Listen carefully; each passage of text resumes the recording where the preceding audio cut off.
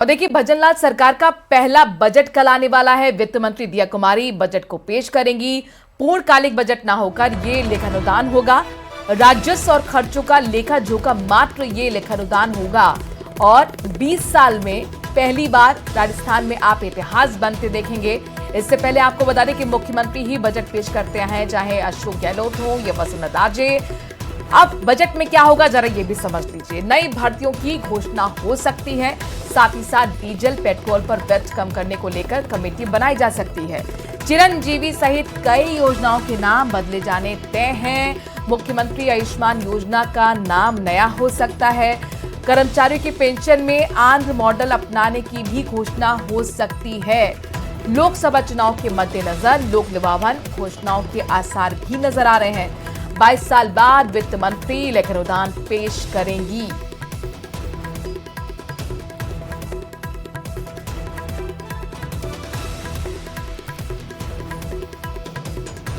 तो भजनलाल सरकार का पहला बजट कर पेश होने जा रहा है। वित्त मंत्री दिया कुमारी बजट पेश करेंगी और 20 साल में ऐसा पहली बात होगा कि स्वतंत्र रूप से वित्त मंत्री बजट पेश करती नजर आएंगी, क्योंकि इससे पहले मुख्यमंत्री ही बजट पेश करते आए हैं नजर।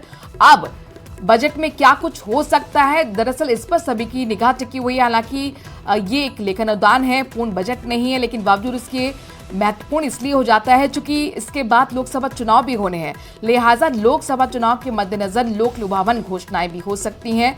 साथ ही कई ऐसी योजनाएं जो पिछले सरकार में आपने चलती हुई देखी हैं, चाहे मुख्यमंत्री आयुष्मान योजना हो, नाम बदले जा सकते हैं। और साथ ही जो बहुत बड़ी मांग आम जन की भी रही है कि वैट कम होना चाहिए पेट्रोल डीजल पर, उसको लेकर कमेटी बनाई जा सकती है।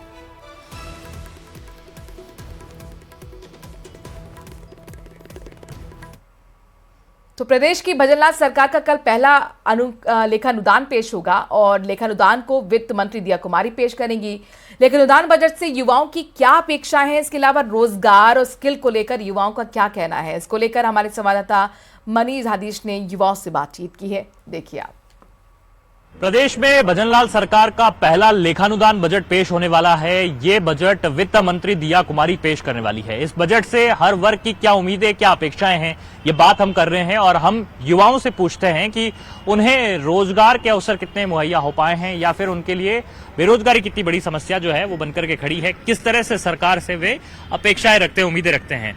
यूथ के लिए सबसे बड़ा रोजगार का विषय रहता है। क्या मानते हैं आप, कितना काम हुआ है और जो लेखानुदान या फिर बजट जो रहेगा उसमें आप किस तरह की अपेक्षाएं रखते हैं? जी देखिए, अपेक्षाएं तो बहुत हैं। युवाओं को सबसे ज्यादा सरकार से ही अपेक्षाएं रहती हैं और उसी पे निर्भर रहते हैं। लेकिन सरकारों को जैसे गवर्नमेंट सेक्टर में तो नौकरियां निकालनी चाहिए, साथ में प्राइवेट सेक्टर को भी डेवलप करना बहुत आवश्यक हो गया है। देखिए सर, कई सारी भर्तियां होती हैं, शिक्षक भर्ती है, रीट की भर्ती है। तो सरकार को क्या है कि बजट में घोषणाएं तो करती हैं, लेकिन सबसे बड़ी बात है कि घोषणाओं की पूर्ति भी होनी चाहिए।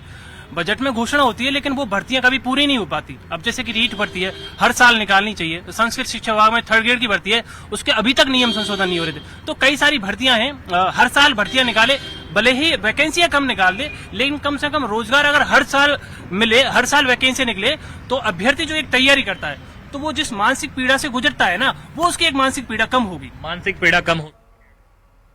और इसी खबर के साथ इस बुलेटिन में इतना ही। देश और प्रदेश की बाकी खबरों के लिए बने रहिए न्यूज़ 18 राजस्थान के साथ। नमस्कार।